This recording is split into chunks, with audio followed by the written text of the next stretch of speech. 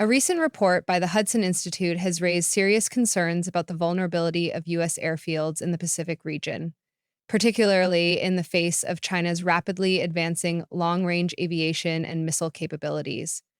The report highlights that China's People's Liberation Army, PLA, has significantly outpaced U.S. efforts in fortifying air bases, creating a major strategic imbalance. While China has doubled its hardened aircraft shelters to over 3,000 and expanded its runway infrastructure, the U.S. has added only 2 since the early 2010s. This stark contrast leaves U.S. air bases highly exposed to precision missile strikes, with the majority of aircraft losses in a potential conflict likely occurring on the ground. The report emphasizes that China's fortification efforts allow it to sustain air operations even under attack, granting it a strategic advantage, while the U.S. continues to rely on outdated Cold War-era strategies that have not been significantly modernized. To address this growing security threat, the Hudson Institute recommends a long-term strategy that includes strengthening U.S. air bases, deploying both active and passive defense systems, and restructuring force deployment to operate from more dispersed and distant locations. Without these measures, the report warns that the U.S. risks losing air superiority in the Indo-Pacific, which could create a destabilizing strategic imbalance.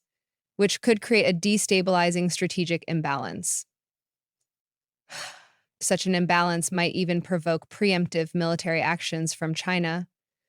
The War Zone reported in December 2024 that despite recognizing the vulnerability of its bases, the U.S. Air Force's new infrastructure plan does not include the construction of additional hardened aircraft shelters. This omission is particularly concerning given the rising threats posed by drones, precision missile strikes, particularly from China, further exacerbating the risks faced by U.S. military installations in the region.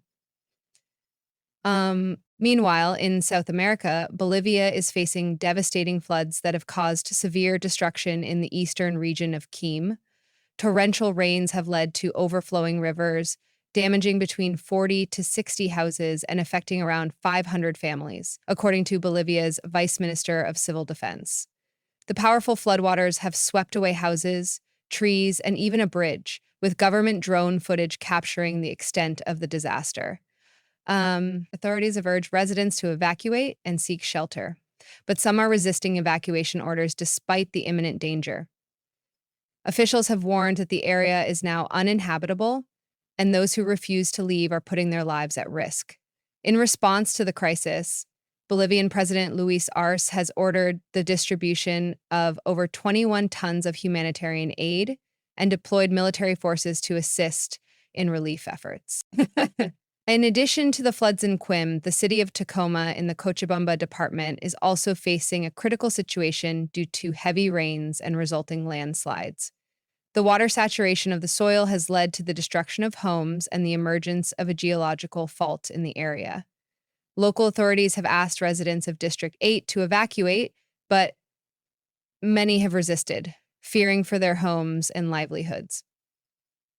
And the region's vulnerability is exacerbated by its unique geographic and ecological conditions, with fragile ecosystems such as the Amazon and the Andes being particularly susceptible to extreme weather events.